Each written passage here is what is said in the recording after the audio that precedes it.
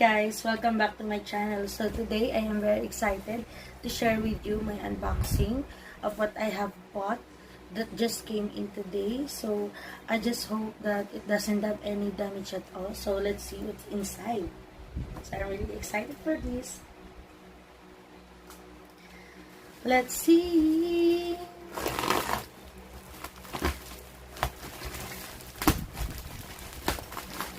As you can see, bubble wrap na bubble wrap siya.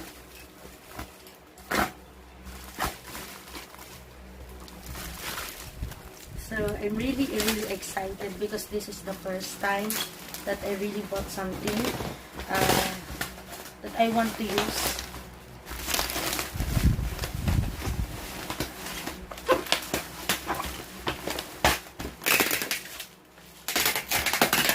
As you can see, it is bubble wrap properly.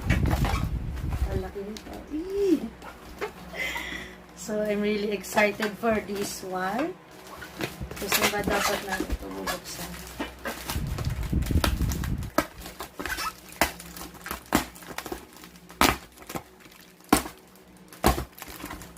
Yan.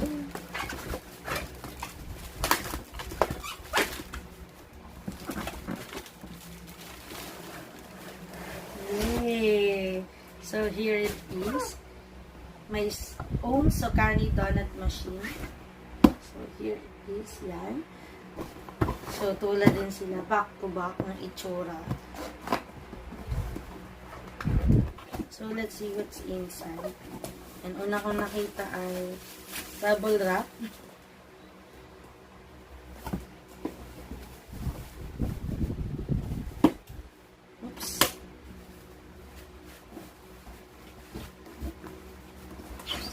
Medyo mahirap yata siyang tanggalin.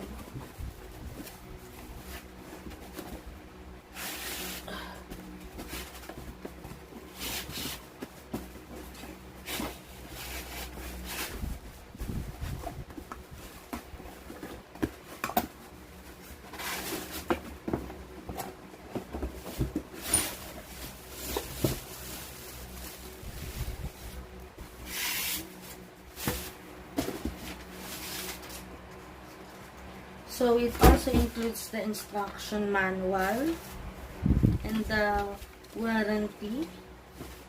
Kung may mawawarranty ka. So, ito na siya. At, as you can see, bilog yung ano. Kaya lalagyan ng adapter. Kasi yung aming saksakan dito ay hindi bilog. Tingnan natin yung loob. Yeah, para makita.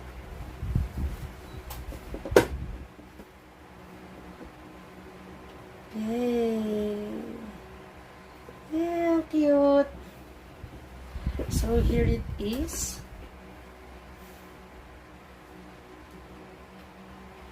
So, I'm really excited to have bought this one. Kasi nga, bigla akong nagustuhan na magawa ng mini donuts. So, I hope ay makapaggawa talaga ako.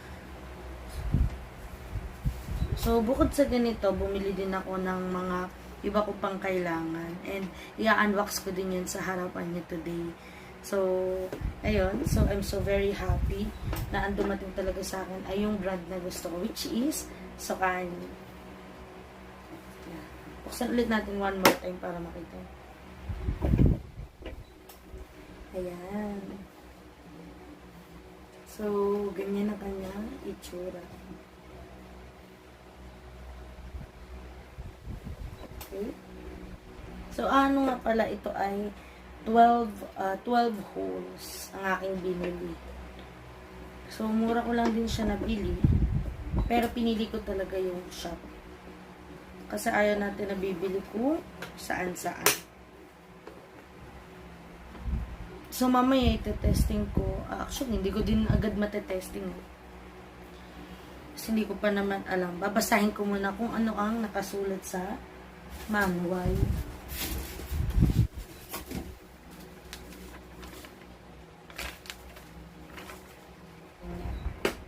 Okay, so let us set aside first the Sokani Midnight Donut Maker and let's unbox yung mga iba ko pang binili for my startup.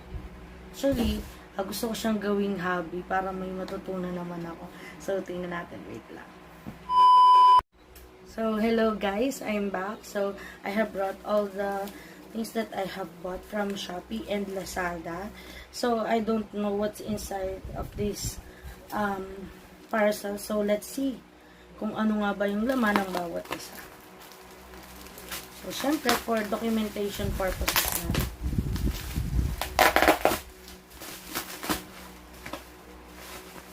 Okay, first one, we have the squeezing bottle. So, ito yung gagamitin ko.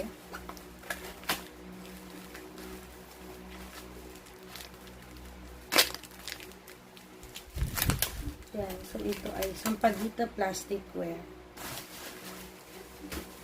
So, ito yung gagamitin ko. Lagi-lagi donut. Okay, next. Next, kamanipis-nipis. Okay, I think I know this one.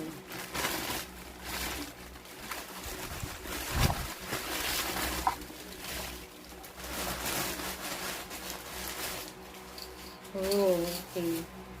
So, metal din naman pala to. So, these are the measuring cups and measuring spoons. So, as you can see, ito ay plastic, then ito ay metal. So, okay din siya. Ito ay 1 teaspoon, 1/2 tablespoon, and 1 tablespoon. Ayan. The measuring spoon. Then, we also have the measuring cups.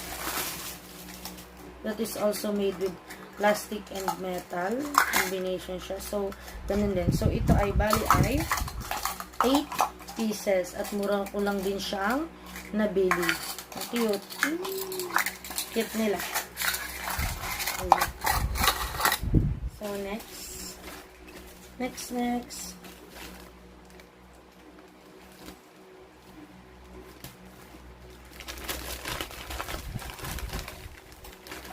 Okay, next we have, okay, ito ay isa sa mga ingredients na dahil nga magta-try pa lang naman ako, so ngayon ko pa lang naman kasi gagawin.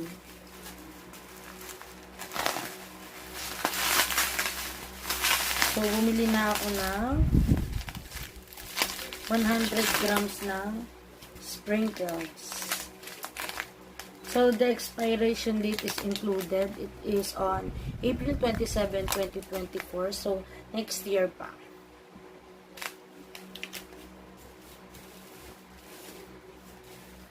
Next. Okay.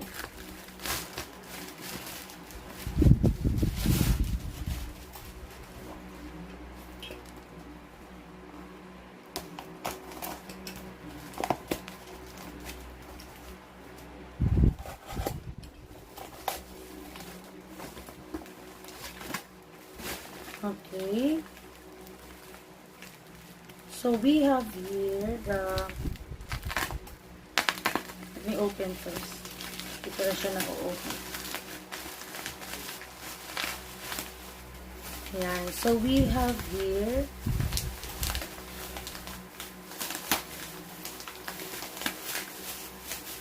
plastic na plastic.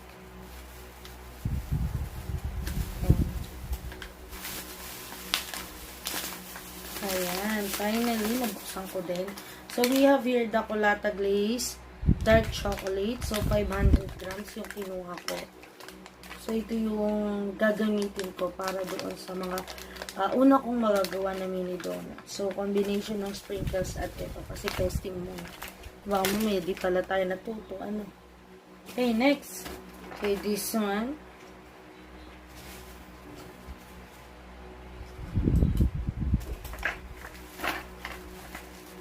So, I hope na maayos to. Parang alam ko na kung anong laman nito.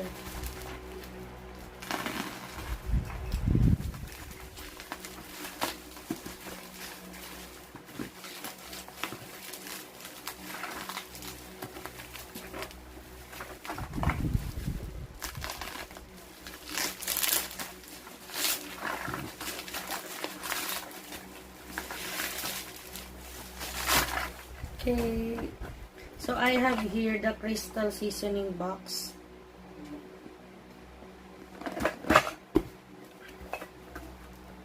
Tingnan natin. Ay, asan?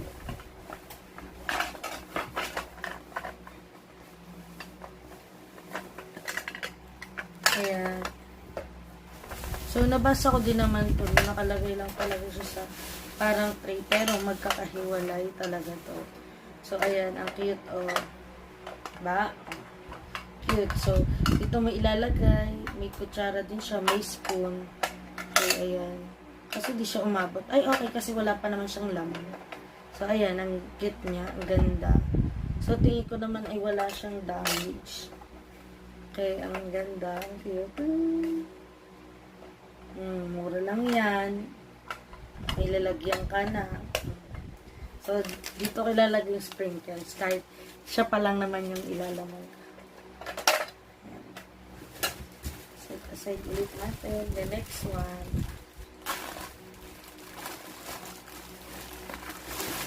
Napakakalot na dito sa kwarto ko sa dami ng binili ko.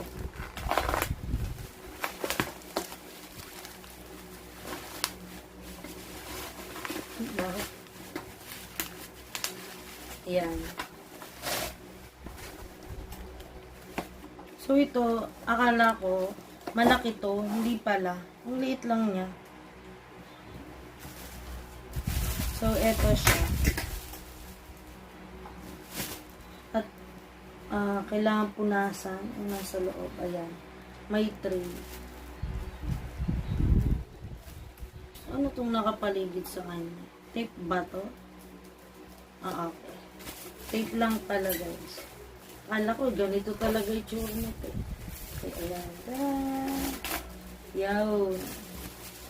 Okay, so ito yung pinaka-ano niya. Patungan niya. Nagagamitin ko. Kasi, diba dapat, nasa ibabaw. Hindi kasha. Ganyan. Diba dapat ano. Wala, patungan lang talaga. Kasi parang hindi din pantay yung tray. Pero nag-expect talaga ako na medyo mas malaki dito. Kasi kung susukatin ko to siguro by inches.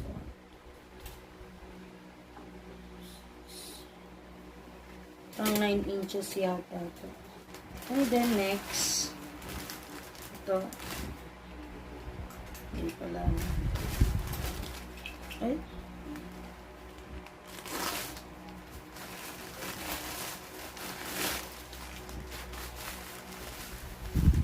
So, kailangan ko na talagang magtapos ng iba kong ginagawa kung gusto kong magawa to.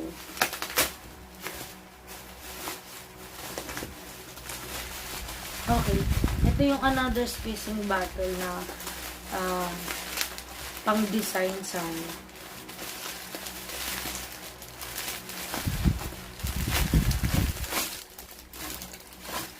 Yan. Ito, maganda din to. Ayan. Is sauce bottle talaga siya. So, ayan. So, 5 yung kanyang butas. So, ayan, ang ganda niya. Cute. Tanggalin na natin sa plastic. Sige naman natin yung gawin natin. Hindi naman natin kailangan yung plastic. So, ayan. Okay. So, bumili din ako. So, ayan nga guys. Bumili din ako nitong mixing bowl na may taklog 18 cm. Sa SM ko to binili. And then, mixing bowl din. Sa 13 ko binili sa All Home. Ay, Home Along. Home Along pala. And then, ito din. So, dahil sila ay may discount hanggang August 31 daw. So, ayun, bumili ako. May minus tong mga presyo nito. So, nabili ko lang ng mas mura kaysa sa kanyang real price. Yan. So, meron akong 3 mixing bowl. Cute. Ayan. So, syempre, dahil excited ako, bumili din ako ng mga ingredients na gagamitin ko. So, I hope na magawa ko ito ng maayos at sana hindi ko masayang yung mga pinagbibili kong gamit. And, tingin ko naman ay hindi ko masasayang dahil tingin ko gagawin ko talaga. So, I hope that you like this video, this unboxing video ng aking mga pinag-bibili. At ako din pala ay bumili nitong box at saka meron din akong malaking mega box para lalagyan lang ng mga ito kasi syempre hindi naman pwedeng pakalat-kalat yung ating mga gamit. So, I guess that's it. So, guys, see you in my next unboxing vlog. So, goodbye for today!